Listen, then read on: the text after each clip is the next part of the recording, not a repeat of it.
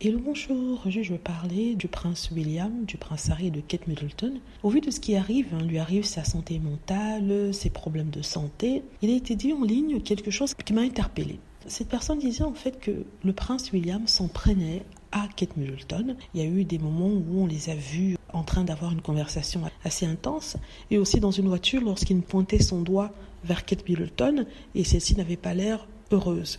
Donc ces personnes disent qu'elle vit sous une pression intense, parce qu'on nous a dit que le prince William, c'était quelqu'un de très colérique, quelqu'un qui n'aimait pas qu'on lui dise non, qu'on lui tienne tête, et souvent elle tenait tête, malgré le fait qu'elle présente des jours de femmes soumises et tout ça, mais qu'elle tenait tête parce qu'elle en avait marre.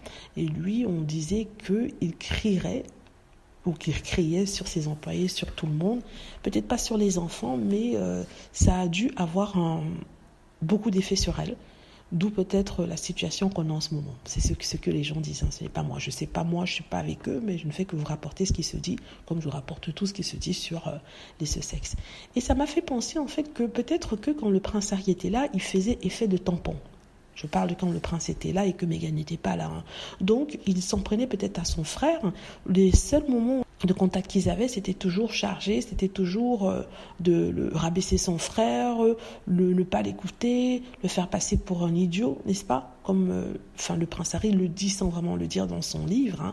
Et Harry était là pour prendre, je ne vais pas dire tous les coups parce que le prince William ne le tapait pas, mais prendre tous les coups moraux, je vais dire qu'il protégeait Kate, mais il était la personne qui prenait tout. Il était au milieu des deux. Quand son frère était énervé, au lieu de passer ça sur sa femme et sur ses employés, la personne vers laquelle il allait pour se défouler, c'était son frère. Et maintenant que son frère n'est plus là, il faut trouver quelqu'un d'autre qui va prendre sa place. Malheureusement, généralement, dans un couple, c'est la femme. Et peut-être cette pression, cette tension a contribué à créer des situations et à contribuer de façon négative sur la santé de Kate Middleton.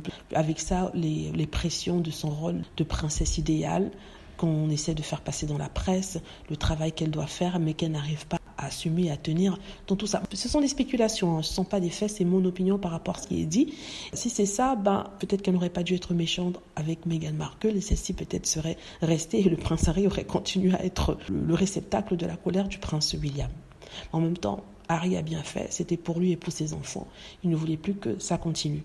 Voilà, dites-moi ce que vous en pensez. J'espère que vous aimez la vidéo. N'hésitez pas à cliquer sur like si c'est le cas, à vous abonner pour plus de vidéos et à cliquer sur la petite cloche afin de être averti lorsque je poste une nouvelle vidéo. Merci.